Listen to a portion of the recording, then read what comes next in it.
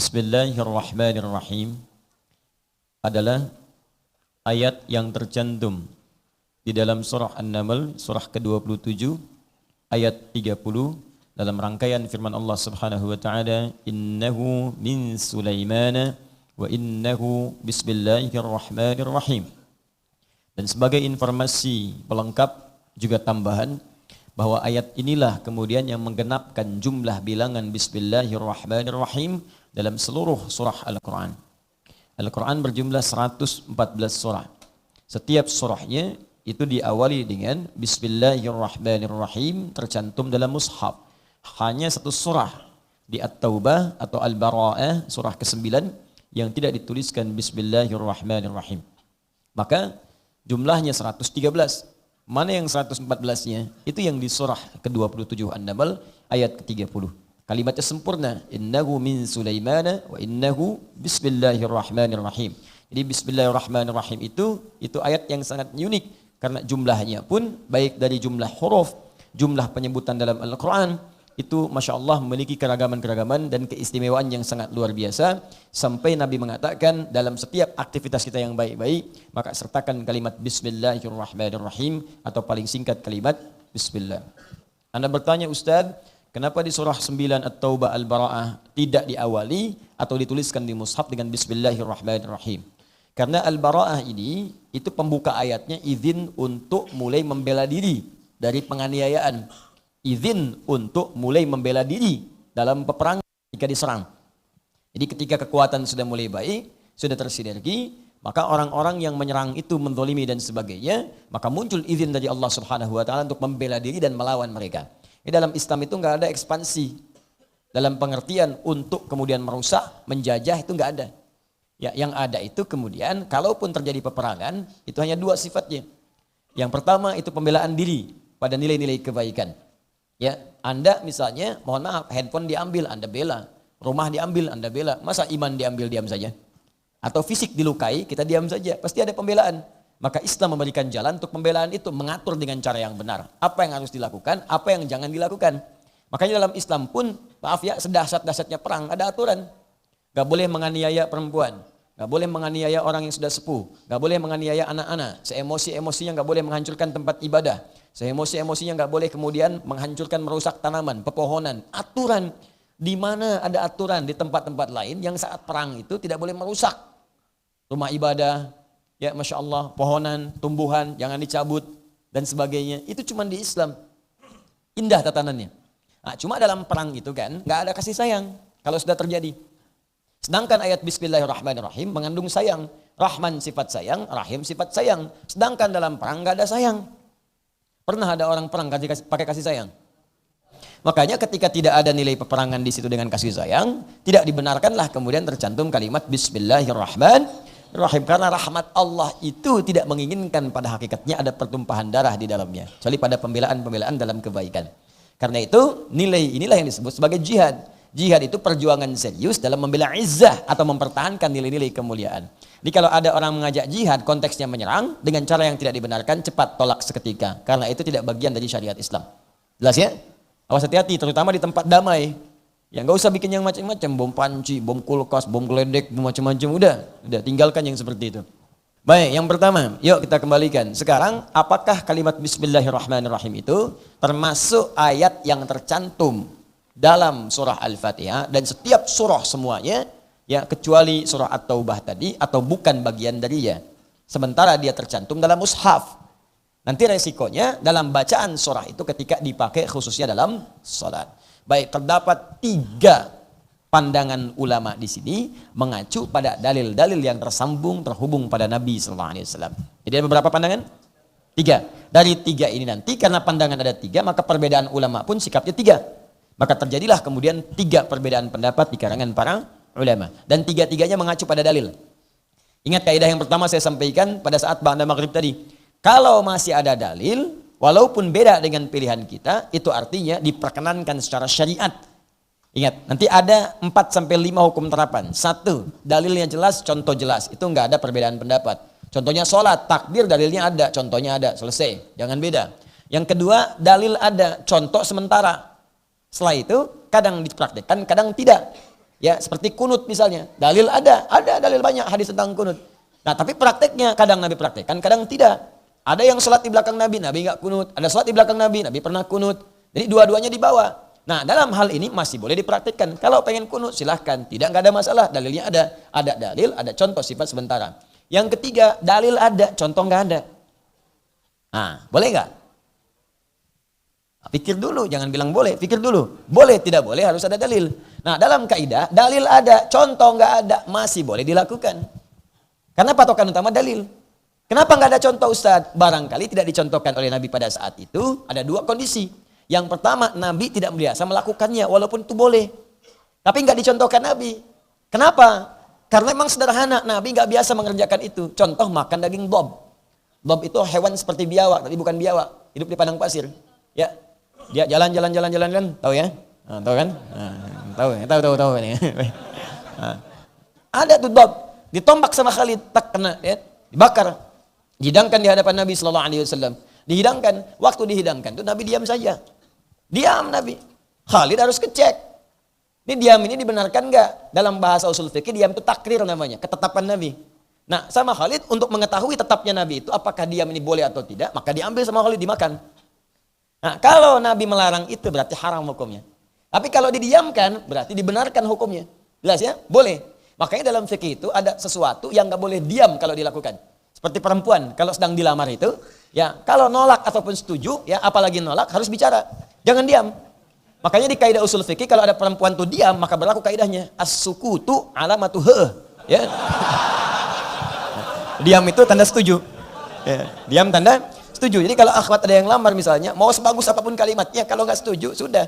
Ya, terima kasih atas rangkaian puisi yang indah, kasidahnya sangat luar biasa. Cuman mohon maaf, barangkali saya bukan jodoh yang telah Allah kirimkan untuk Anda. Udah, selesai. Hah? Apa?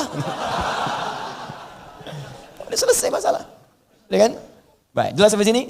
Nah, ini mesti bicara, jangan diam. Ya, jangan diam, betul. Ya, bicara, ngobrol gitu. Ya, baik, jelas sampai sini?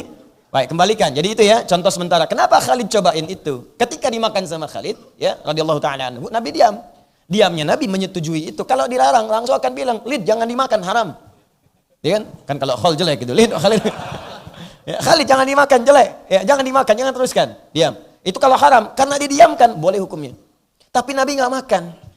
Pertanyaannya, kenapa Nabi nggak makan? Ya, selera Nabi nggak ke situ. Ya, kalau masih ada daging kambing, daging ayam, kenapa mesti makan dob misalnya? Ya kan? Nabi bukan nggak seleranya nggak ke situ. Dan nggak harus dicontohkan. Nabi itu kalau tidak menyukai makanan, nggak akan menjelekkan makanannya, mendiamkannya. Itulah indahnya. Itulah suami kalau istri masakin kemudian. Nah. Nasihat dulu. Ya, betul itu sunnah Nabi. Suami istri masak misalnya. Suami nggak cocok, nggak usah komentari makanan. Apalagi komentari istrinya. Ya, diamkan saja sudah. Dan istri mesti ngerti. Kalau nggak dimakan berarti nggak cocok. Nggak enak ya Pak? Nggak enak ya Pak? Udah. Jadi kalau dihidangkan itu ya makan. Kalau nggak suka diamkan, nggak usah dicela. Masih untung dimasakin. Ya, karena tugas istri itu sesungguhnya yang paling pokok itu tugas istri bukan masak. Ada dua tugas istri dalam Al-Quran. Dua di Quran surah keempat ayat 34 ini yang paling pokok. Ya, yang pertama fasalihatu qanitatun. Awas. Perempuan istri yang salihah itu tugas pertamanya qanitat. Dia taat kepada Allah dengan cara menaati pada suaminya sepanjang suami minta yang baik-baik. Masya Allah. Kata suami, mah berjilbab ya, insya Allah Pak. Sayang malam tahajud ya, insya Allah. Sayang nanti menghafal Quran ya, insya Allah. Taklim ya, insya Allah. Itu begitu Anda mengerjakan seperti itu ya akhwat, itu tanda ketaatan pertama di hadapan Allah Subhanahu Wa Taala. Salihah. Tapi kalau minta pada yang tidak baik, boleh menolak dengan cara yang lembut, halus. Saya yang buka jilbab ya, aku ada family gathering sekarang di perusahaan, ya yang lain nggak pakai jilbab, aku nggak enak sama yang lain. Boleh nolak, tapi dengan cara yang halus. Apa? Nah, itu cari masalah. Ya. Ya, sampaikan dengan cara yang lembut. Pak, ini saya diajari berjilbab itu sudah 40 tahun sama mama. Mama sekarang sudah nggak ada. Ini bagian dari bakti saya kepada mama. Saya khawatir ketika dibuka, kemudian saya wafat tanpa jilbab. Bagaimana pertanggungjawaban di hadapan Allah Subhanahu Wa Taala? Rezeki kita sudah diatur Pak, cuman surga kita belum teratur. Aku khawatir berpisah denganmu di surga kelak karena jilbab ini. Itu caranya. Ya, paham? Ya, yang kedua, hafizatu lil ghaibi bima hafizallah. Menjaga nama baik keluarga, khususnya suami, terutama ketika tidak sedang bersamanya di rumah. Atau dalam setiap tempat. Itu tugas istri, dua itu. Jaga nama baiknya. Allah. Hati-hati. Jadi ketika ada sesuatu pancingan-pancingan cerita, yang tidak harus diceritakan, jangan cerita. Nah, ini kadang-kadang, mohon maaf nih, fokus kepada yang lain. Tapi yang pokok ini nggak dikerjakan. Judulnya memang pengajian, tapi pembahasannya sampai ke rumah tangga. Ya, cuy apa kabar? Baik, alhamdulillah. Bagaimana keluarga sehat? Suami bagaimana? Di situ masalahnya. Nyebar. Nah itu ya. Jadi saya kembalikan. Pertama, kalau tidak ada contoh bukan berarti nggak boleh. Kalau Nabi kemudian tidak mengatakan atau melakukan, boleh jadi seleranya bukan di situ. Jelas? Khalid harus mencoba. Kenapa Khalid coba? Karena Khalid itu jenderal perang. Kebanyakan di lapangan. Ya, kebanyakan di padang pasir. Padang pasir kapan nemu kambing guling? Kapan nemu sate? Kapan nemu macam-macam? Ayam geprek, ayam lari, ayam bebas, ayam lepas, macam-macam. Nggak ada. Ya, yang ada itu hewan-hewan khusus tertentu. Bab, kalau nggak tahu hukumnya, gimana mau makannya? Wah, ada hewan top, belum jelas hukumnya, tahan lapar. Ada hewan top, belum jelas hukumnya, tahan lapar. Musuhnya bilang, nggak usah ditembak, termati sendiri. Ya. Mesti ada hukum, itu dibawa nanti ke konteks kekinian. Yang kedua, ada yang Nabi tidak contohkan, bukan berarti tak harus dicontohkan, karena sudah jelas sifatnya. Contoh, bismillahirrahmanirrahim. Setiap perbuatan baik, ucapkan bismillah untuk mengawalinya. Jelas, selesai. Mau makan, bismillah. Pakai baju, bismillah. Ya, mau minum, bismillah. Mau sholat, boleh nggak baca bismillahirrahmanirrahim? Boleh, karena sholat itu perbuatan baik. Anda mau kerjakan sholat, niat ya dalam hati. Itu niat. Kalimat bismillahirrahmanirrahim, boleh Anda awali ketika kemudian Anda akan sholat. Sholat dibuka dengan takbir, pembukaan sholat itu takbir. Bismillah itu tabarruk, kalimat yang mengiringi semua kebaikan kalau ingin dibacakan. Silahkan, sah-sah saja. Kenapa Nabi nggak contohkan Ustadz? Dicari mah nggak akan ketemu contohnya. Karena sudah jelas, saking jelasnya nggak usah dicontohin lagi. Kan nggak pernah Nabi contohkan. Makan buah, bismillahirrahmanirrahim. Makan apel, bismillahirrahmanirrahim. Ini bismillahirrahmanirrahim. Nggak ada contohnya karena sudah jelas. Kalau yang sudah jelas itu nggak perlu dijelaskan lagi. Semakin banyak dijelaskan, semakin tidak jelas nantinya. Jelas sampai sini? Udah nggak usah dijelasin lagi. Tuh, itu baru 3 tuh. Yang keempat, ada dalilnya sifatnya samar, nggak kelihatan nyata. Udah contoh nggak ada, dalilnya samar sifatnya. Nggak langsung kelihatan, di Quran dicari, nggak ada. Di hadis sampai kiamat kurang 2 hari, nggak ketemu. Karena samar sifatnya. Tapi hukumnya berlaku. Apa kasus yang paling gampang dipahami? Zakat. Atau zakat pakai apa? Beras kan? Coba cari di Al-Quran, zakat pakai beras, nggak akan ketemu. Demi Allah saya katakan, nggak akan ketemu. Sampai orang ubannya warna merah, nggak akan ketemu. Cari terus. Ya. Hadis gak akan nampak. Karena yang ditemukan dalam zakat itu di Quran perintahnya, di hadis rinciannya. Rinciannya pakai apa? Gandum kurma, gandum kurma. Beras gak ada. Tuh itu yang paling dahsyat. Udah contoh gak ada, dalil pun sifatnya samar, gak ketemu tuh. Apakah langsung dikatakan zakat pakai beras? Bid'ah. Gak bisa. Lihat dulu. Maka ulama menyimpulkan, hadza irfun. Ini yang dimaksudkan kurma atau gandum itu makanan pokok. Dalilnya kias, analogi.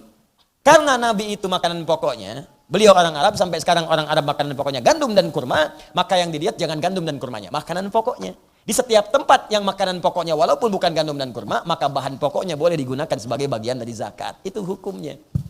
Kalau dalil sorihnya nggak kelihatan, nampaknya nggak jelas kelihatan, bukan berarti nggak boleh dilakukan. Nah sekarang di Indonesia kan bukan kurma, bukan gandum, apa makanan pokoknya? Nasi, sumbernya dari beras, makanya boleh berzakat dengan menggunakan beras. Jelas di sini? Nah ini 4 ini boleh. Kalau sama sekali tak ada contoh, sama sekali tak ada dalil, samar pun gak ada, baru itu yang disebut dengan bid'ah. Sepanjang itu dimasukkan dalam konteks ibadah, bukan adat, bukan kebiasaan. Paham? Nah, ini mesti paham kaidah ini. Kalau nggak paham jangan bicara hukum. Yang nggak ada contohnya bid'ah. Sebentar dulu John. Ya, lihat dulu. Ada dalil nggak di situ? Ya, kalau ada dalil silakan. Nggak ada dalil, samar, hilang sama sekali, baru kemudian dihukumi. Mengerti? Nah ini dasar ini penting saya singgung-singgung karena nanti kita akan terkait dengan ini semua. Kalau yang dasar aja nggak paham, ujung-ujung nanti nggak nikah hubungan seksual jadi halal nantinya gitu kan. Balik lagi ke situ, udah tinggalin. Bismillahirrahmanirrahim. Pertama, hiya ayatun minal fatihati wa min kulli suratin wa hiya madhhabu syafi'i rahimahullahu ta'ala. Pendapat pertama, kalimat bismillahirrahmanirrahim itu termasuk ayat dalam Al-Fatihah, juga dalam setiap surah. Bilang ya, termasuk ayat dalam Al-Fatihah, juga dalam setiap surah selain surah Al-Bara'ah. Ya, misal kalau masuk Al-Fatihah berarti dihitungnya dari bismillahirrahmanirrahim. Bismillahirrahmanirrahim. 1. Alhamdulillahi Rabbil Alamin. 2. Ar-Rahmanir Rahim. 3. Dan seterusnya sampai waladdallin. Selesai. 7. Jadi masuk. Termasuk ketika masuk surat lain, kan dibuka dengan bismillah juga di mushaf. Nah, itu kata Al-Imam Asy-Syafi'i, itu masuk juga bagian dari surat itu. Yang harus dibaca tentunya. Ketika pindah Al-Baqarah, baca dulu bismillahnya. Bismillahirrahmanirrahim. Ya, alif lam mim. Baca. Ya. Nah, konsekuensinya kalau dibawa ke amalan-amalan ritual seperti sholat, maka saat baca surah-surah terkait, maka bismillah pun harus dibacakan. Kalau sholatnya jahar, dibaca jahar. Kalau sholatnya silent, sir, dibaca silent atau sir. Contoh, yang jahar misalnya apa? Subuh. Semua sholat pasti baca Al-Fatihah. 15 kali atau 14 kali? 17 kali. 17. Pasti dalam sholat baca Al-Fatihah 17 kali. Ya, 17 kali. Rumusnya 2-4-4-3-4. 2 subuh, 4 zuhur, 4 asar, 3 maghrib, 4 isya. 17 kali. Jadi kalau kurang 17 berarti sholat subuhnya mungkin 1 rakaat. Ya. Baik. Nah, dalam sifat sholat ada jahar, ada sir. Jahar subuh 2 kali. Pendapat Asy-Syafi'i ini, nanti kita lihat dalilnya. Kalau kita praktekkan berarti bismillahnya baca jahar. Kalau jadi imam atau sholat sendirian. Bismillahirrahmanirrahim. Nah, imam. Atau sendirian, kita keraskan. Bismillahirrahmanirrahim. Kalau bacaannya kemudian silent, sholat silent, zuhur, asar, maka dibaca sir juga.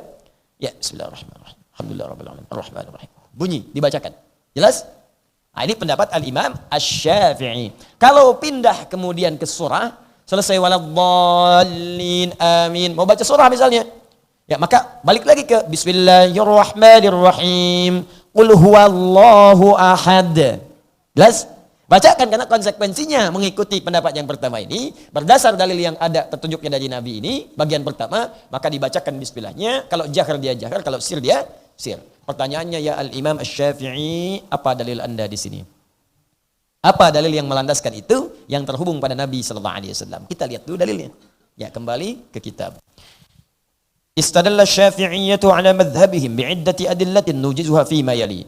Sedangkan pendapat mazhab Al-Imam Asy-Syafi'i ini memiliki beberapa ragam dalil yang menguatkannya. Kami sarikan dalil-dalil itu diantaranya sebagai berikut. Ada kurang lebih 5 dalil yang ditampaikan. Ini rangkuman dari sekian banyaknya. Awalan hadis yang pertama. Hadis Abi Hurairah radhiyallahu taala anhu anin Nabi sallallahu alaihi wasallam. Ini tercantum dalam Sunan Ad-Darqutni. Rawinya Abdul Hamid bin Ja'far An-Nuh ibnu Abi Bilal an Sa'id bin Sa'id Al-Maqbari an Abi Hurairah radhiyallahu taala anhu anin Nabi sallallahu alaihi wasallam. Sanadnya tersambung sampai Nabi sallallahu alaihi wasallam. Dan Al-Imam Asy-Syafi'i itu termasuk cicitnya keturunan dari Nabi sallallahu alaihi wasallam. Ya, keturunan dari Nabi sallallahu alaihi wasallam. Al-Habib Al-Imam Asy-Syafi'i, nama aslinya Muhammad bin Idris. Ya, Asy-Syafi'i. Kakeknya yang ke atas nanti ada Asy-Syafi'i, lahir tahun 150 Hijrah. Jadi saat Imam Abu Hanifah wafat, lahirlah Al-Imam Asy-Syafi'i. Apa hadisnya? Annahu sallallahu alaihi wasallam qala, bahwa Nabi sallallahu alaihi wasallam pernah menyampaikan di sabda Nabi-Nya, idza qara'tum alhamdulillahi rabbil alamin. Kalau Anda baca Al-Fatihah, alhamdulillahi rabbil alamin dan seterusnya, faqra'u, maka awali dengan bacaan bismillahirrahmanirrahim. Kata Nabi, idza qara'tum alhamdulillahi rabbil alamin, jika Anda hendak membaca idza dengan fi'il madhi maknanya mudhari. Idza dengan fi'il madhi past tense maknanya mudhari. Idz dengan fi'il mudhari maknanya madhi. Ya, idz dengan fi'il mudhari maknanya present, maknanya past tense. Baik. Jika Anda baca alhamdulillahi rabbil alamin, maka sebelum baca itu baca dulu faqra'u bismillahirrahmanirrahim.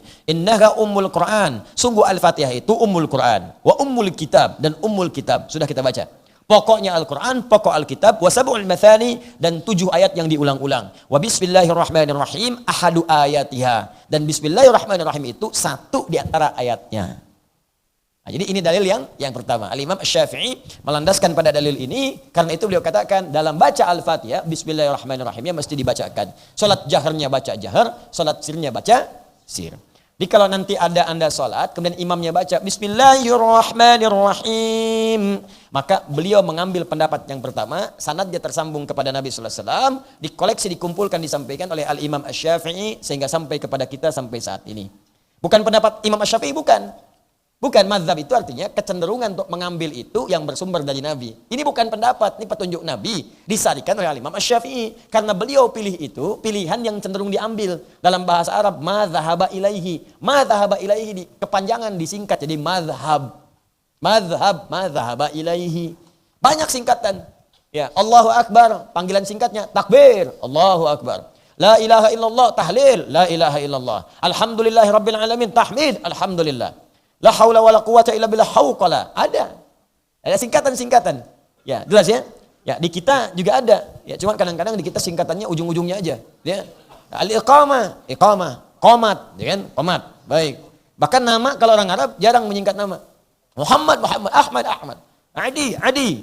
Ya, Kevin, Stephen, Asep, Ibrahim. Tapi kalau berhadapan dengan orang Indonesia, wah Masya Allah, singkat padat cepat. Ibrahim, Im, ya kan? Ismail, Il, ya. Adi, Adi, Wazir, di. Ya. Dan demikian seterusnya. Nah, jadi yang pertama hukumnya, kalau dibacakan oleh kita kemudian jahar, maka hukumnya boleh tidak? Saya ulang, kalau ada imam baca Bismillahirrahmanirrahim jahar seperti imam tadi kita, mengimami kita, boleh tidak hukumnya? Boleh. Kalau ditanya boleh, apa dalilnya? Bacakanlah hadis yang tadi. Ya, yang disampaikan informasinya oleh Al-Imam Asy-Syafi'i. Jadi bukan dilihat ini pendapat Syafi'i, bukan. Al-Imam Syafi'i pilih yang itu berdasar kecenderungan dari riwayat yang tersambung pada Nabi. Dan jangan dipahami macam-macam. Bismillahirrahmanirrahim. NU. Tidak.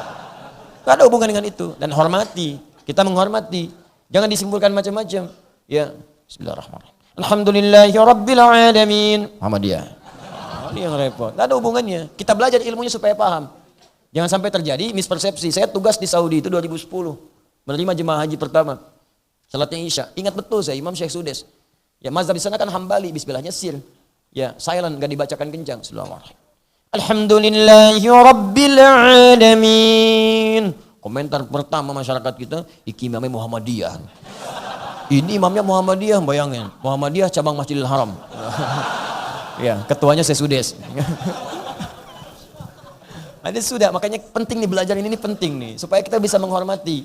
Nah, nanti dalam fikih itu berlaku kaidah begini dalam fikih, kalau Anda masuk ke wilayah yang di wilayah itu masyarakat yang mengamalkan apa yang biasa mereka bacakan, maka bacakanlah seperti kebiasaan mereka. Jangan bawa bacaan Anda ke situ. Anda masuk ke wilayah misalnya, di wilayah itu bacaan bismillahnya jahar, Anda aja sir. Jangan paksakan baca sir, nanti jadi repot masyarakat di situ. Datang misalnya, ya ke wilayah Pantura sebelah sana, atau ke Malaysia atau sebagian tempat di kita. Biasa baca jahar, Bismillahirrahmanirrahim. Anda sirkan, masyarakat bingung apalagi awam. Alhamdulillahirabbil alamin. Subhanallah. Alhamdulillah. Subhanallah. Bengong imamnya. Subhanallah. Subhanallah. Alhamdulillah. Jadi Anda baca kan sesuai dengan mazhab di situ. Jangan paksakan yang Anda bawa itu ke situ. Bahkan dalam kaidah fikih itu begini, kalau ada seorang alim pun, ulama, satu mazhab tertentu datang ke mazhab lain, dia mesti belajar mazhab itu. Bukan dia membawa mazhabnya menyebarkan di tempat lain. Kecuali kalau ingin perbandingan mazhab, boleh, nggak ada masalah. Ya, saya terangkan di sini. Kenapa? Karena di kita itu ragamnya banyak. Kalau Anda keluar ke Timur Tengah, cuma satu mazhabnya selesai. Di kita banyak. Ada yang belajar kemudian ke Saudi, ya ke Madinah, ke Ummul Qura. Belajar juga banyak ragamnya. Cuma di situ yang dipraktikkan Hambali. Ada yang ke Libya, Tunisia. Belajar di sana banyak mazhabnya. Cuma yang dipraktikkan Maliki. Ya kan? Ada lagi yang ke Pakistan, ke India. Banyak ragamnya. Cuma yang dipraktikkan Hanafi. Biasanya lama tinggal di tempat itu. Ada pengaruh kemudian ketika pulang. Ada kecenderungan ketika belajar. Saya pengen praktikkan ini, pengen itu. Boleh, silahkan. Didik masyarakatnya. Kalau sudah terbiasa Anda datang ke situ, sesuaikan. Jangan paksakan apa yang Anda praktekkan. Supaya semua sama dengan Anda. Sepanjang ada pilihan, boleh berbeda, tapi dalilnya harus lengkap tersambung pada Nabi. Dan jangan sampai perbedaan itu membuat kita tidak bisa minum teh bersama. Jelas ya? Nah, ini dalil yang pertama. Dalil kedua hadis Ibnu Abbas radhiyallahu taala anhuma, dalil Ibnu Abbas radhiyallahu taala anhuma anna Rasulullah sallallahu alaihi wasallam kana yaftatihu salata bismillahirrahmanirrahim. Dalil yang kedua sahabat Ibnu Abbas radhiyallahu taala anhuma pernah menyampaikan Nabi pernah membaca dalam salatnya, membuka salat dengan kalimat Bismillahirrahmanirrahim. Jadi Ibnu Abbas pernah salat di belakang Nabi. Di kana yaftati itu pernah. Ya, jadi pernah itu maksudnya saat beliau salat di belakang Nabi. Jelas ya? Baik. Dan tsalitsan, yang ketiga, hadis Anas radhiyallahu taala anhu, hadis riwayat dari sahabat Anas radhiyallahu taala anhu, semoga Allah meridai kepada beliau, Anas bin Malik, annahu su'ila, bahwa beliau pernah ditanya an qiraati Rasulullah sallallahu alaihi wasallam, tentang bacaan qiraat Nabi dalam salat, Al-Fatihahnya. Gimana bacaannya, gimana Al-Fatihahnya, gimana bacaannya? Ya kata beliau, kanat qiraatuhu maddan. Bacaan Nabi itu jangan ditanya panjang banget. Tapi enak. Panjang tapi enak. Nabi itu. Saking enaknya kita tuh nggak sadar, rakaat pertama 100 ayat aja. Enak gitu. Wah, pengalaman sahabat-sahabat itu, kalau di belakang Nabi itu katanya kalau baca ayat tentang surga, seakan kita tuh pengen cepat ke surga. Pengen cepat. Kalau baca tentang neraka, takut kita itu. Nggak pernah terfikir pengen maksiat, gemetar kita takut. Saking nikmatnya bacaan itu. Dan kalau bacaan masuk di ayat doa, Nabi berhenti sejenak berdoa. Sehingga terasa kehusyuannya. Ya. Tak sadar kata Hudzaifah al-Yamani sudah 100 ayat Al-Baqarah. Rukuklah kami. Ya, kemudian Abdullah bin Mas'ud penasaran. Besoknya beliau ikut di belakang Nabi. Betul, nikmat di belakang Nabi. Tak sadar sampai 100 ayat Al-Baqarah. Aku kira ruku, ternyata terus. Selesai Al-Baqarah 286 ayat. Aku kira ruku, ternyata nyambung Ali Imran. 200 ayat. Enak rasanya. Aku kira akan ruku, nyambung lagi An-Nisa. 176 ayat. Rakaat pertama 5 juz 4 halaman. Baru kemudian ruku. Besoknya nggak pada ikutan lagi. Ya. Bukan karena panjang capeknya, bukan, nikmat. Cuman kata Abdullah bin Mas'ud, aku selalu menduga di sini nggak posisi rukunya. Di sini bukan. Aku khawatir diriku sendiri yang menyebabkan aku tidak khusyuk. Karena kapan menduga di mana rukunya? Saking nikmatnya salatnya. Jelas ya? Baik. Nah, cuma apa hubungan dengan dalil ini? Tsumma qara'a, bacaan Nabi itu panjang. Iftitahnya aja beliau rasanya enak, panjang, nyaman. Kemudian membaca Bismillahirrahmanirrahim. Alhamdulillahirabbil alamin sampai ke waladhdallin. Jadi mulai iftitahnya pun kalau sedang beliau santai itu pilih iftitah yang paling panjang, nyaman, baru masuk ke Al-Fatihah dibaca dengan Bismillahirrahmanirrahim. Ini dalil yang ketiga yang menunjukkan bahwa ada dalil bolehnya membaca bismillah dengan jahar. Ya, dengan kencang, keras. Yang keempat, hadis Anas lagi radhiyallahu taala anhu, ya. Baina Rasulillah sallallahu alaihi wasallam dzata yaumin baina adharina id aghfa ighfa'ah thumma rafa'a ra'sahu mutabassiman. Ya, faqala ma adhakaka ya Rasulullah? Qala nazalat alayya anifan suratun. Faqara bismillahirrahmanirrahim inna a'tainakal kautsar. Yang tiga tadi itu dalil baca bismillah di Al-Fatihah jahar. Nah, dalil yang keempat, ini untuk menguatkan dalil baca bismillah sebelum setiap surat. Jadi setiap mau masuk surat, bismillahirrahmanirrahim, baca lagi. Apa dalilnya? Ya kata Imam Syafi'i, ini cerdas beliau nih. Kata Imam Syafi'i, dalil saya, bolehnya baca bismillahirrahmanirrahim sebelum surat setelah Al-Fatihah. Masuk surat, baca lagi. Apa dalilnya? Ini ada hadisnya sahih. Ya, diriwayatkan oleh Imam Muslim, Imam An-Nasai, Imam At-Tirmidzi. Hadisnya sahih, sepakat semua ulama hadis. Apa hadisnya? Dari Anas radhiyallahu taala anhu disampaikan satu kali Nabi sedang duduk di sekitaran kami. Ya, di antara bahu-bahu kami seperti ini, tiba-tiba beliau menunduk. Nunduk seperti ini. Ya, kayak orang kelihatan tidur singkat gitu begini, tapi tersenyum setelah itu. Senyum bangun. Rupanya pada saat itu sedang turun ayat. Saking khusyuknya menerima ayat itu beliau diam. Anda kan kalau mendengar sesuatu kalau khusyuk kan menyimak seperti ini kan? Ya kan? Jumatan begini kan? Tiba-tiba ada simfoni itu ya, kemudian keluar. Itu khusyuk. Nah, Nabi itu begitu, itu namanya ighfa. Diam, bersenyum. Senyum. Apa yang disenyumkan? Bertanya sahabat, ma adhakaka ya Rasulullah? Ya Rasulullah, kenapa engkau senyum sampai terlihat tertawa gembira? Kata Nabi, nazalat alayya suratun, barusan turun satu surah kepada saya. Ketika menyebutkan surah itu, sebelum dibaca surahnya, Nabi baca Bismillahirrahmanirrahim. Inna a'tainakal kautsar. Fashalli li rabbika wanhar. Inna syani'aka huwal. Masya Allah, alhamdulillah. Jaminan langsung dari Allah, satu-satunya Nabi yang sebelum wafat turun satu surah menjamin kemuliaan bagi beliau. Kata Allah, Inna a'tainakal kautsar. Muhammad SAW, kami pastikan untukmu satu jaminan, engkau akan mendapatkan kenikmatan surga yang sangat indah nanti. Ya, katsir banyak, kautsar lebih banyak lagi. Ini satu-satunya Nabi sebelum wafat ada jaminan surga dari Allah Subhanahu Wa Taala. Nabi Muhammad SAW. Walaupun dijamin surga, masih istighfar, masih sholat, masih puasa, masih baca Quran, Ramadan khatam, sebelum wafat 2 kali khatam. Ini banyak orang, Nabi bukan, Rasul bukan, dengan surga belum jelas, amalan berantakan, hisab menegangkan, cita-cita surga Firdaus bersama Nabi, ya, sholat belang betong, kan? Baca Quran jarang, dan seterusnya. Bagaimana bisa mendapatkan apa yang diharapkan? Jelas ya? Tahu belang betong nggak? Ya, itu bahasa Perancis tuh. Baik, nah ini kalimat tadi, Bismillahirrahmanirrahim, ketika disebutkan oleh Nabi menyatu dengan surat itu dalil Imam Syafi'i. Kata Imam Syafi'i boleh baca Bismillahirrahmanirrahim sebelum surat. Dalilnya apa? Hadis ini hadis sahih. Ketika turun surah Inna a'tainakal kautsar, Nabi baca sebelumnya Bismillahirrahmanirrahim. Jadi kalau ada orang baca mengimami setelah waladhdallin dia baca lagi Bismillahirrahmanirrahim. Inna a'tainakal kautsar. Boleh. Dengan dalil hadis ini. Ya, Bismillahirrahmanirrahim. Alif Lam Mim. Boleh dengan dalil hadis ini. Sah. Jelas sampai sini? Nah, jadi jangan disoal nanti kalau ada yang mengimami bacaannya seperti itu. Paham ya? Dimanapun kita salat. Ya, awas. Walaupun beda pendapat, jangan. Dalam hati pun jangan disoal. Jangan disoal. Ya. Bismillahirrahmanirrahim. Kita beda pendapat, diikuti tapi hati nggak nyaman. Jangan, tetap nyamankan. Ini dalilnya saya sudah tahu. Bismillahirrahmanirrahim. Pendapat doif. No, tidak. Nggak ada begitu. Tetap ikuti, amalkan karena makmum itu ikut imam. Terakhir, pendapat rasional, logis, dalil akal.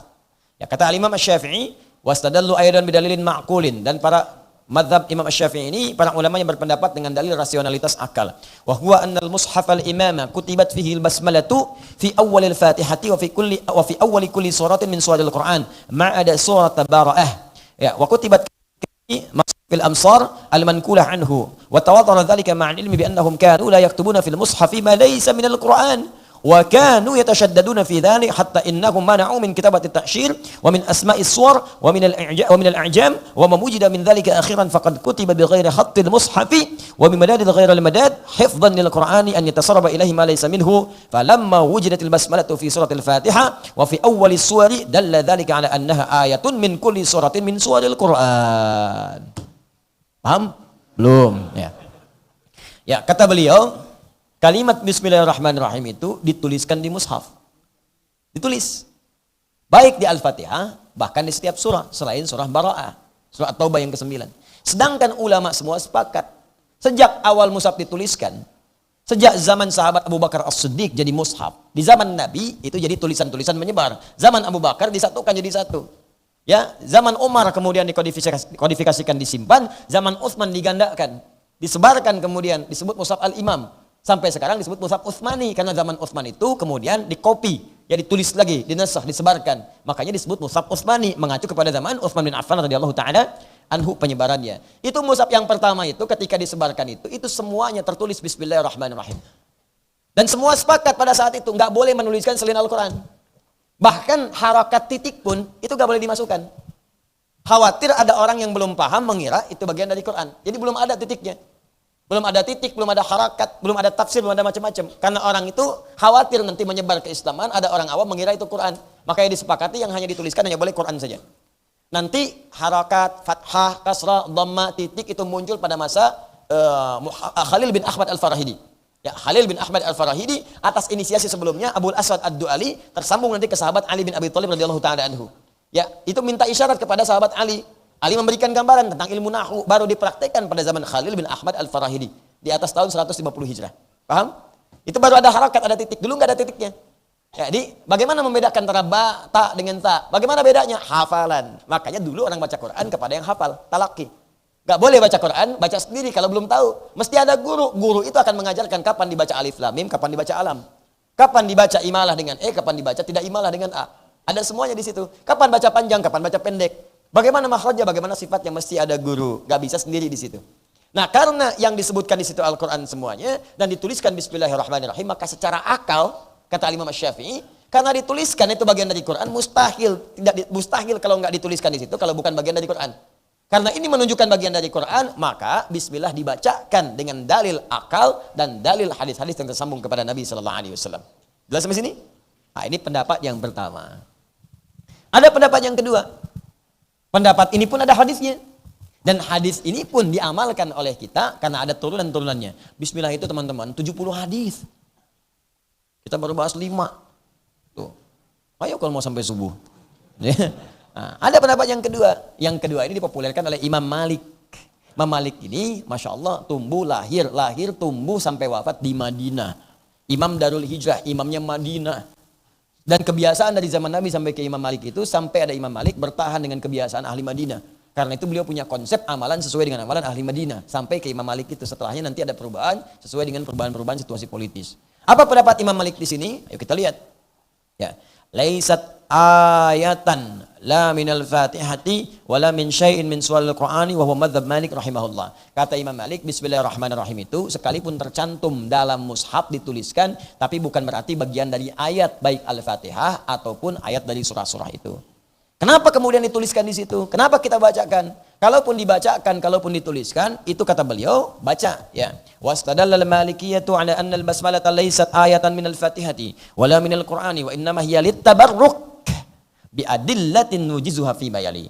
Tapi sesungguhnya itu dituliskan itu untuk tabarruk. Tabarruk itu mendapatkan keberkahan dari Allah Subhanahu wa taala sesuai keterangan Nabi sallallahu alaihi wasallam. Ya, kullu amrin dzibalin la yubda'u fihi bismillahirrahmanirrahim fa huwa abdar. Setiap perbuatan baik yang tidak diawali dengan bismillahirrahmanirrahim, maka terputuslah kemudian nilai pahalanya di situ. Maka dituliskan di mushaf kata Imam Malik itu bukan menunjukkan harus dibacanya, tapi menunjukkan meraih keberkahan atau dikenal dengan tabarruk. Ya, karena itu setiap imam hadis, penulis fikih, penulis macam-macam, sebelum mereka menuliskan kitabnya mereka tuliskan bismillahirrahmanirrahim. Jelas? Tabarrukan untuk mendapatkan tabarruk. Ya Imam Malik apa dalilnya? Awas, konsekuensinya kalau mengatakan ini bukan bagian dari Al-Fatihah, bukan bagian dari surah tadi, tapi untuk tabarruk, maka konsekuensinya itu tidak dibaca dalam sholat. Makanya dalam mazhab Maliki, mereka langsung setelah takbir Allahu Akbar, iftitah singkat, bahkan ada yang tak baca iftitah, langsung bacaan Al-Fatihahnya, nggak baca bismillah lagi. Ya, Alhamdulillahi Rabbil Alamin, Alhamdulillahi Rabbil Alamin, langsung. Nggak dibaca bismillahnya, nggak sirnya nggak ada. Jahar tidak, sir tidak, nggak dibaca sama sekali. Alhamdulillahi Rabbil Alamin. Jelas? Nah, itu kalau dibacakan demikian, maka ini mengacu pada Maliki. Maliki, dalil yang diambil oleh Imam Malik kemudian dipraktekan dan diikuti kemudian oleh murid-muridnya. Sekarang menyebar mazhabnya di Afrika Utara, Libya, Tunisia, Aljazair, Maroko, sampai nyebrang dikit Mediterania, Italia, Spanyol, Prancis, itu Maliki itu. Maliki. Jadi kalau Anda nanti ke arah sana, ya, Anda ke Libya, ke Tunisia, Aljazair, Maroko, terus sampai sana, itu jangan kaget kalau imamnya tiba-tiba baru takbir, Allahu Akbar, Alhamdulillahi Rabbil Alamin. Nah, itu tandanya dia masuk kepada mazhab apa? Maliki. Tapi nggak usah disebutkan, nggak usah dikomentari. Ikuti aja salatnya. Allahu Akbar, Alhamdulillahi Rabbil Alamin. Maliki. Nah, tidak. Ya, biarkan. Nah, itu apa dalilnya? Ini yang perlu kita tahu. Jadi jangan sampai nanti kita menyalahkan tapi nggak tahu dalil. Ya, kalau tidak tahu sesuatu, jangan diungkapkan, khawatir nanti aibnya kembali kepada kita masing-masing. Ya, tong kosong. Ya, belum tentu nyaring juga kalau tongnya terbuat dari plastik. Awalan, pertama hadis Aisyah radhiyallahu taala anha, berdasar hadis dari ibunda orang-orang beriman Ummul Mukminin Sayyidah Aisyah radhiyallahu taala anha, qalat, sudah menyampaikan, kana Rasulullah sallallahu alaihi wasallam yaftatihu salata bit takbiri wal qira'at ya bilhamdulillahi rabbil alamin. Adalah Nabi sallallahu alaihi wasallam yaftatihu salata bit takbir, membuka salat dengan takbir. Jadi salat takbir itu pembuka salat. Wal qira'ata, dan bacaan Al-Fatihahnya dengan alhamdulillahi rabbil alamin. Jadi ketika Sayyidah Aisyah salat di belakang Nabi, itu Nabi enggak baca bismillah. Langsung alhamdulillahi rabbil alamin. Jelas? Ya, ini menarik nih. Coba perhatikan tadi yang dari awal. Masih ingat gak? Ibnu Abbas salat di belakang Nabi. Nabi bacanya bismillahirrahmanirrahim. Abu Hurairah salat di belakang Nabi. Apa bacaannya? Bismillahirrahmanirrahim. Anas pernah salat di belakang Nabi. Apa bacaannya? Bismillahirrahmanirrahim. Tapi pernah Sayyidah Aisyah salat di belakang Nabi. Apa bacaannya? Alhamdulillahirabbil alamin. Nah, itu dulu sebagai gambaran sekilas. Teruskan dulu, nanti saya akan tarik benang. Ya, bukan, tidak hanya merah, mungkin putih gitu kan, yang lain. Yang penting jalurnya. Ya, tsaniyan, dalil kedua, hadis Anas kama fi sahihaini. Hadis riwayat Anas bin Malik. Ini menarik nih. Anas ini mengalami dua situasi. Satu, pernah salat di belakang Nabi, bacaannya bismillahirrahmanirrahim. Tadi kalimat disampaikan. Yang kedua, pernah juga Nabi menyampaikan. Apa bacaannya? Kita lihat. Dan riwayat Anas ini disebutkan langsung di hadis Al-Bukhari dan Muslim. Ya, dua kitab yang memang dua-duanya sandaran paling sahih dalam referensi hadis kepada Nabi sallallahu alaihi wasallam. Ya, di urutan pertama hadis itu ada 7 tingkatan. Pertama, mattafaqu alaihi Al-Bukhari wal Muslim, yang disepakati Al-Imam Al-Bukhari dan Muslim. Itu nomor 1. Yang kedua, man farada alaihi Al-Bukhari. Al-Imam Al-Bukhari saja yang meriwayatkan, Muslim tidak. Yang ketiga, man farada alaihi Muslim, Imam Muslim saja, yang lain tidak. Yang keempat, ma tawaffara fihi syurutul Bukhari wa Muslim. Ya, walam yarwihima. Ya, yang diriwayatkan yang sesuai dengan syarat Al-Bukhari dan Muslim, tapi keduanya tidak meriwayatkan. Ya, yang kelima nanti, ma tawaffara fi syurut Al-Bukhari walam yarwihi. Apa yang sesuai dengan syarat Al-Imam Al-Bukhari cuman enggak diriwayatkan oleh Imam Al-Bukhari. Yang keenam, ma tawaffara fi syurutul Muslim walam yarwihi. Apa yang sesuai dengan syarat Imam Muslim tapi Imam Muslim enggak meriwayatkan. Baru yang ketujuh yang lain-lainnya, yang Sunan, Ibnu Majah, At-Tirmidzi dan sebagainya. Jelas ya? Dan ini tingkat nomor 1. Tingkat nomor 1 dalam standarisasi validitas hadis. Apa dalilnya? Qala shallaitu khalfan nabi sallallahu alaihi wasallam wa Abi Bakr wa Umar wa Uthman fakanu yaftatihuna bilhamdulillahi rabbil alamin. Kata Anas, saya pernah salat di belakang Nabi, pernah juga salat di belakang Abu Bakar, pernah juga salat di belakang Umar, pernah juga salat di belakang Uthman, dan pengalaman saya sepanjang saya salat di belakang mereka, bacaannya Al-Fatihah selalu dibuka dengan alhamdulillahi rabbil alamin. Jelas? Nah, ini yang menjadikan dalil Anas menyampaikan bahwa saya salat di belakang Nabi, belakang Umar, belakang Abu Bakar sebelumnya, belakang Uthman, mereka semua membaca dengan alhamdulillahirabbil alamin tanpa bacaan bismillahirrahmanirrahim. Baik, satu. Tapi jangan langsung disimpulkan, karena kan yang salat di belakang Nabi itu bukan Anas saja. Ada yang lain juga. Ibnu Abbas pernah di belakang Nabi, Ibnu Umar pernah di belakang Nabi, Ali pernah di belakang Nabi, kan? Yang salat di belakang Abu Bakar pun bukan Anas saja, yang lain juga pernah. Jelas ya? Tapi apakah kemudian bacaannya sama langsung alhamdulillah? Belum tentu. Ada situasi tertentu ketika Nabi sholat, baca bismillahirrahmanirrahim, yang di belakang Nabi bukan orang yang sama, mungkin beda. Kan Nabi kan gak tinggal di satu tempat yang sama. Kadang ke Badar, kadang ke Khandaq, kadang ke Tabuk. Kan setiap Nabi pergi gak semua sahabat ikut, kosong Madinah kalau begitu. Ya, ikut sebagian, yang lain tinggal. Kadang-kadang di tempat ini turun satu surah, yang lain tidak tahu. Kadang baca yang riwayat ini, yang lain tidak kedapatan di situ. Maka sikap sahabat itu, apa yang mereka alami itu yang mereka kerjakan. Mereka gak akan ambil riwayat lain. Jadi kalau ada orang pernah sholat di belakang Nabi, Nabi baca bismillahirrahmanirrahim, itu yang akan dipraktikkan. Karena langsung terlihat oleh matanya, terdengar dengan telinganya. Kalaupun ada riwayat lain, dia nggak akan pilih. Walaupun tahu itu, cuma yang dipraktikkan apa yang pernah mereka alami. Jelas? Di tempat lain sahabat yang beda, mendapati yang beda, maka itu yang dipraktikkan. Itu persis kejadian Wa'il dengan Abu Hurairah. Wa'il sholat di belakang Nabi, melihat Nabi turun, sujud pakai lutut duluan. Wa'il bin Hujr. Abu Hurairah ketika melihat di belakang Nabi, turunnya pakai telapak tangan duluan. Walaupun Abu Hurairah tahu hadis tentang lutut, dan Wa'il tahu hadis tentang telapak tangan, tapi Wa'il mempraktekkan yang lutut, Abu Hurairah mempraktekkan yang telapak tangan. Jelas? Dan mereka tidak pernah bertengkar. Nggak pernah ada buku sejarah mengatakan Wa'il dan Abu Hurairah pernah bertengkar. Gara-gara mau turun pakai sujud, pakai telapak tangan atau lutut, mustahil. Tidak ada. Paham? Dalil selanjutnya. Wa fi riwayat Muslim, dan dalam riwayat Muslim, la yadhkurun bismillahirrahmanirrahim la fi awwali qira'atin wa la fi akhiriha. Dalam riwayat Muslim tegaskan tidak dibacakan bismillahirrahmanirrahim, tidak di awal bacaan juga tidak di akhirnya. Yang ketiga ini yang terkait dengan dalil Imam Malik. Ada 5 dalil juga, ya. Saya tutup sampai di sini. Yang ketiga dalilnya hadis qudsi. Saya sering bacakan hadis ini, ya. Disampaikan dari Abi Hurairah radhiyallahu taala anhu, sami'tu Rasulullah sallallahu alaihi wasallam yaqul, kata Abu Hurairah radhiyallahu taala anhu, saya pernah mendengar Rasulullah sallallahu alaihi wasallam pernah menyampaikan hadis qudsi.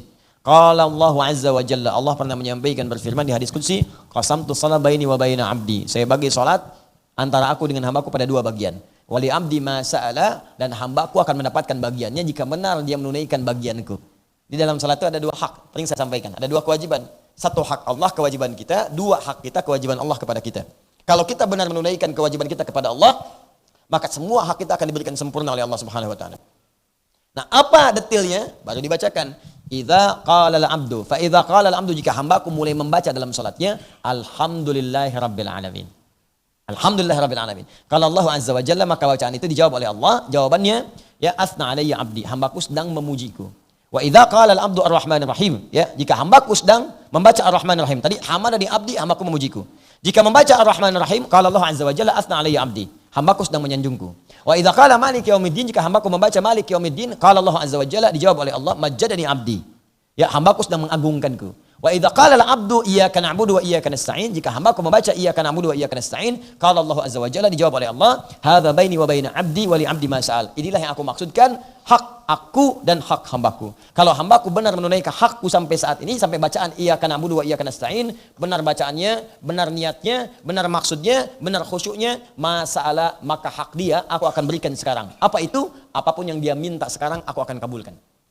Aku akan kabulkan. Nah, dalil terkait dengan bahasan bismillah, hadis ini tentang Al-Fatihah, hadisnya qudsi. Tapi bacaannya tidak disebutkan bismillahirrahmanirrahim. Yang disebutkannya alhamdulillahirabbil alamin. Ini dasar Imam Malik, saya memilih tidak membacakan bismillah, bukan karena nggak ingin baca, tapi saya ingin mengamalkan bagian dari hadis ini yang tersambung kepada Nabi sallallahu alaihi wasallam. Jelas di sini? Jadi kalau ada orang yang nggak baca bismillahirrahmanirrahim, misal alhamdulillahirabbil alamin, jangan juga dikomentari, mungkin ingin ngambil manfaat dari hadis yang ini. Jelas? Subhanallah, subhanallah, tidak ya. Sudah selesai bahasan itu. Nah, rabi'an yang keempat, lau kanatil bismillatu minal Fatihah lakana hunaka tikraran fi rahmanir rahim. Nah, kata beliau, kalau Imam Syafi'i pakai logika, saya pun ada logika. Apa logikanya? Kalau kemudian dibacakan bismillahirrahmanirrahim, itu bagian dari ayat Al-Fatihah, maka terjadi pengulangan dalam kalimat ar-rahmanir rahim. Ya, bukankah setelah alhamdulillahirabbil alamin ar-rahmanir rahim?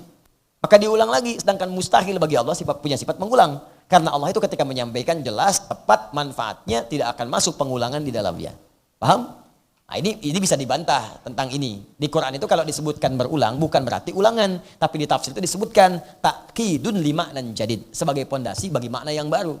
Dan gampang membantah yang ini. Kalau begitu ada pengulangan dong. Ya Bani Israil adkuru ni'mati allati an'amtu 'alaikum wa anni faddaltukum 'alal 'alamin. Disebutkan di ayat ke-47, disebutkan di ayat 122. Kan? Apakah di situ ulangan dari yang sama? Fabi ayyi ala'i rabbikuma tukadziban. Apakah itu ulangan? Jelas kan? Nah, itu membantahnya itu mudah walaupun ini lemah, tapi dalil yang ketiga tadi cukup untuk dasar mengamalkan amalan itu jika ingin mengamalkannya. Paham? Baik, jadi saya ingin menguatkan supaya tidak ada kesimpulan yang keliru. Ya, kita batu fi awailis suwar innama huwa litabarruk. Tapi kata Imam Malik, walaupun dituliskan di mushaf bukan berarti kewajiban membaca, itu untuk mencari keberkahan saja di dalamnya. Ini pendapat, masing-masing punya dalil. Anda ingin pilih yang mana? Tapi di antara dua ini ada yang ketiga. Dan yang ketiga ini pendapatnya bagus sekali. Dan ini diduga yang paling kuat dalam pendapat ini, walaupun nanti prakteknya kita bisa memilih. Ya. Dan pendapat ini yang paling indah itu menguraikan kapan turunnya Bismillahirrahmanirrahim. Ini yang belum disentuh di dua bahasan tadi. Bagus yang ketiga ini. Sebelum kita bahas panjang-panjang dalilnya apa, kata yang ketiga ini, kita lihat dulu kapan Bismillahirrahmanirrahim itu turun. Dalam kejadian apa sebabnya, baru kita tarik kesimpulan dan hikmahnya. Baik, yang terakhir, dalil Hanafiyah. Pendapat Imam Malik yang kemudian pendapat Imam Abu Hanifah, maaf, Hanafiyah dinisbatkan pada Imam Abu Hanifah An-Nu'man. Ya, apa pendapatnya? Wa ammal Hanafiyatu faqad ra'au anna kitabata fil mushaf yadullu ala annaha Qur'anun, walakin la yadullu ala annaha ayatun min kulli suratin. Wal ahadithul waridatu allati tadullu ala adami qira'atiha jahran fis salati ma'al Fatihah tadullu ala annaha laysat minal Fatihah. Fahakamu bi annaha ayatun minal Qur'an tamma fi ghairi suratin Naml unzilatil fasli bainas suwara. Baik, jadi pendapat kemudian Imam Abu Hanifah di sini dan Hanafiyah, pertama kata beliau sepakat apa yang dituliskan di mushaf itu Quran. Karena selain Quran mustahil dituliskan di situ. Walaupun itu ingin dipahami tabarruk, boleh mencari berkah. Walaupun dipahami bacaan, sepakat kita.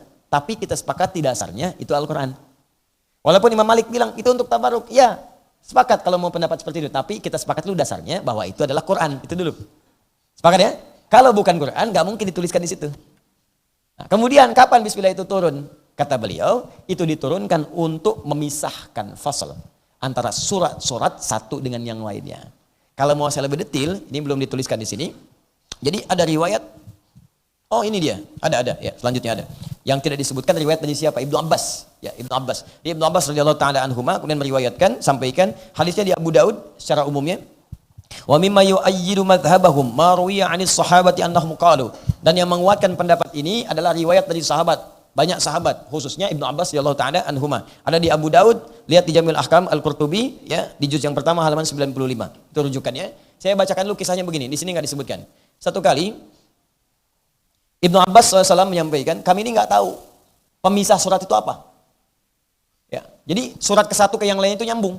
Setelah qul huwallahu ahad, Allahus samad, lam yalid walam yulad, lam yakul lahu kufuwan ahad, qul a'udzu birabbil falaq. Selesai Al-Falaq misalnya nyambung langsung ke An-Nas. Di nyambung nggak ada pemisah. Sehingga karena tidak ada pemisah itu, ya Ibnu Abbas bertanya kepada Nabi, ya Rasulullah, apakah Allah nggak menurunkan pemisah antara satu surat dengan yang lainnya? Aku khawatir kemudian di masa depan ada yang menduga surat ini bersambung satu dengan yang lainnya. Jelas? Bahasa di sininya yuk kita baca. Kunna la na'rifu inqidha'as surati hatta tanzilu bismillahirrahmanirrahim. Dulu kami tidak mengetahui batasan akhir dari satu surat karena enggak ada batasnya. Surat ke yang lain nyambung sampai Allah menurunkan bismillahirrahmanirrahim. Hadis sahih. Wa kadzalika marwiya an Ibnu Abbas, disebutkan ternyata radhiyallahu taala anhuma, demikian apa yang diriwayatkan dari Ibnu Abbas, semoga Allah meridai kepada keduanya, beliau dan bapaknya, anna Rasulullah sallallahu alaihi wasallam kana la ya'rifu fasl surati hatta yanzila alaihi bismillahirrahmanirrahim. Bahkan kata Ibnu Abbas, dulu Nabi enggak tahu pemisah surat itu satu dengan yang lain, nyambung. Sampai tadi ada pertanyaan dari Ibnu Abbas, turunlah kemudian kepada Nabi bismillahirrahmanirrahim. Jadi bismillahirrahmanirrahim itu ayat yang menyendiri sendiri dari riwayat ini diturunkan oleh Allah untuk memisahkan antara surat satu dengan surat yang lainnya.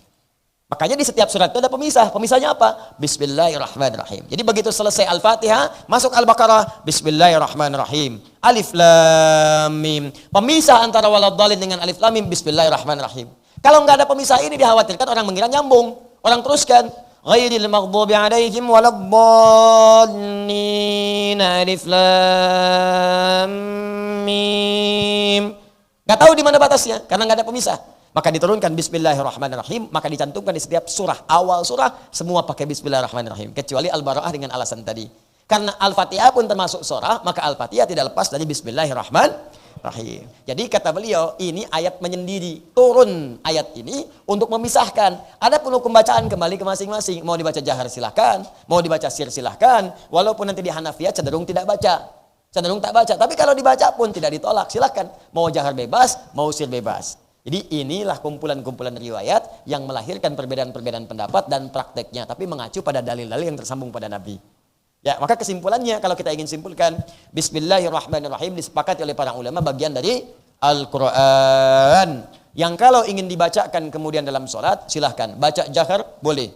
Baca sir, boleh. Tak dibacakan pun tidak ada masalah. Kalau itu dipahami kemudian, bacaan yang diturunkan terpisah untuk memisahkan satu surat dengan yang lainnya. Kalau sudah tahu pemisahnya, nggak dibaca, nggak ada masalah. Saya tahu Al-Fatihah itu beda dengan Al-Baqarah. Saya tahu Qul Huwallah beda dengan Al-Falaq. Saya tahu batasnya Qul Huwallah itu. Walam yakul lahu kufuwan ahad, selesai surah Al-Ikhlas. Selanjutnya Al-Falaq. Karena sudah tahu, saya nggak baca bismillah lagi, nggak ada masalah. Kalau ingin memahamkan pada orang lain bahwa ini loh selesai suratnya, pindah ke surat lain, bacalah bismillah. Jelas ya? Ya. La yukallifullahu nafsan illa laha ma kasabat wa 'alaiha mak. Rabbana la tu'akhidhna in nasina. Rabbana wa la tahmil 'alaina isran kama hamaltahu 'alal ladzina min. Rabbana wa la tuhammilna ma la wa'fu 'anna warhamna fansurna. Nah, begitu selesai baru satu ayat kita pengen nyambung ke surah berikutnya. Bagaimana cara menyambungkannya? Bismillahirrahmanirrahim. Alif lam mim. Allahu la ilaha illa huwal hayyul qayyum. Allahu akbar. Di begitu Al-Baqarah selesai, nyambung ke Ali Imran. Untuk membedakan Al-Baqarah tuntas masuk ke Ali Imran, baca pertengahannya Bismillahirrahmanirrahim. Jelas? Atau misalnya kita baca di Al-Baqarah itu, misalnya atau surah dalam Al-Quran, kita lupa, pengen pindah surat ke yang lain. Bismillahirrahmanirrahim. Inna